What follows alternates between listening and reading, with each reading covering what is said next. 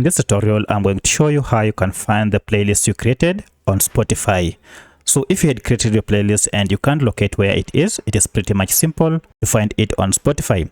First, go ahead and open your Spotify app, and then from here, look for this option called your library. If you go ahead and tap on it, this will go ahead and list all the playlists that you have. And as you can see, this is a playlist column. Currently, I have one playlist and it is called my playlist 1. And here I can go ahead and find the songs that I added on this playlist by tapping on it. And if I tap on it, you can see I have 2 songs on this playlist. So that's how you find your playlist and then locate all the songs that you added on it.